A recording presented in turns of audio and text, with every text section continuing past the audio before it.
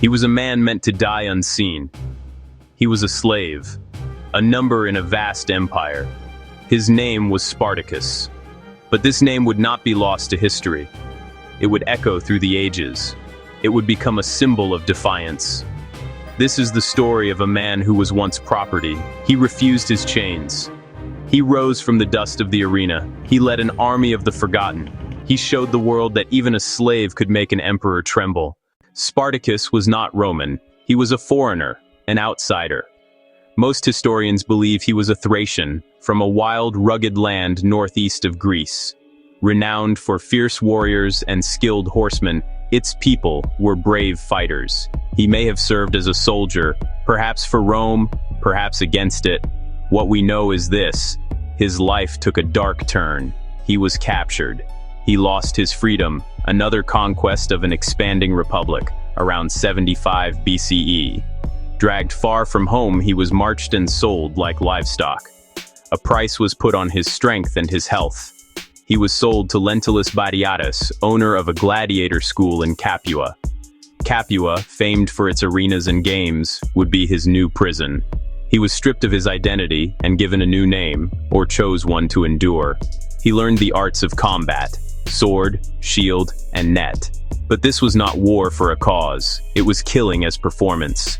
Inside, the spirit of a free man still burned. A warrior in chains, waiting for his moment. Life inside the gladiator school in Capua was harsh, a world of discipline and despair.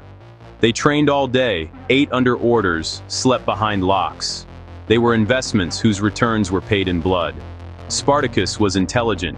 He observed, learned, and forged bonds.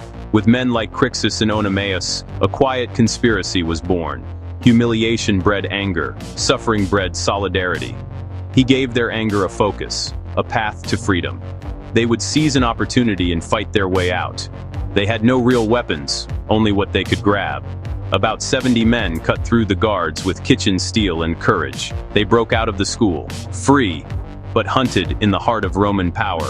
Their rebellion had begun. They chose Mount Vesuvius, a natural fortress above the plains. Romans blocked the only way up and settled in to starve them out. But he searched where others did not. The cliff face was carpeted in vines. They wove ropes from the wild growth. Under darkness, they repelled into the Roman rear. The Romans were routed, their arms and stores taken. The victory transformed everything. Slaves saw a chance for new life and slipped away to join. It was no professional army but a people in motion, diverse, desperate, determined. Ex-gladiators formed the core: trainers, discipline, example. Forges rang, farm tools became weapons, swords and spears by the bundle. Food and plunder were divided with care, order from chaos. They avoided set-piece battles, striking with speed, surprise, and terrain. Guerrilla war baffled Roman routines and pride, yet unity was fragile. Crixus led many Gauls. Aims differed, tempers flared. Some urged a march north to freedom. Others wanted plunder and revenge. Spartacus held the coalition together as best he could. Rome, at first dismissive, bled embarrassment and sent praetors, Glaber, then Verinius. Resourcefulness met arrogance. The rebels won and their legend grew. By 72 BCE, both consuls came with legions. Crixus, with thousands, split and fell to Gellius near Mount Garganus. Spartacus outmaneuvered both consuls in turn. Rome began to fear.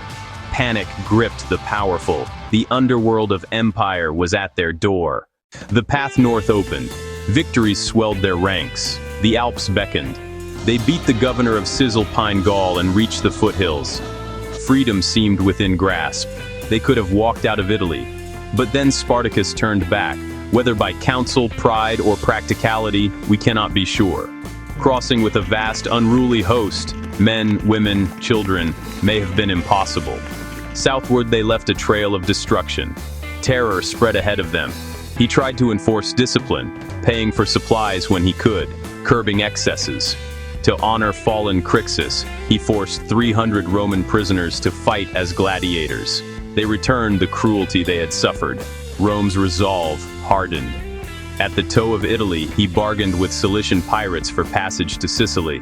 They took his gold and sailed away. the sea closed its door. Behind him, a new commander advanced, wealthy, ruthless, relentless. Marcus Licinius Crassus was given 8 legions and a free hand. When a cohort broke, he revived decimation, 1 in 10 beaten to death by comrades. He made his army fear him more than the enemy. Crassus built a 30-mile wall across Bruttium to pen the rebels in. Winter came, hunger followed, morale fell. In a storm, Spartacus forced a portion of his army over the wall and out. They escaped the trap, fractured, weakened, exhausted. Unity finally crumbled. Breakaway columns were hunted down by Crassus. The end came in 71 BCE, near the Silurus River in Lucania. He knew the odds were thin, yet he chose the charge. Crassus led the legions. Pompey's returning army loomed. Lucullus closed from the coast. According to Appian, Spartacus fought toward Crassus, killing 2 centurions en route. Cut off and surrounded, he fought until he fell. His body was never found. His army annihilated. The war was over. Rome had won. Crassus made an example. 6,000 survivors were crucified. Their crosses lined the road from Capua to Rome, an iron warning hammered into stone and sky. But a name cannot be crucified. Roman historians admitted his courage and skill. He was the enemy, yet a worthy enemy. In later ages of upheaval, people sought heroes in the past and found Spartacus. His story inspired books, dramas, and movements for justice. No longer only a Thracian slave, he became a symbol of liberty and human dignity. His war was lost, his army destroyed, his defiance endured. He proved history can be shaped by those who refuse their chains.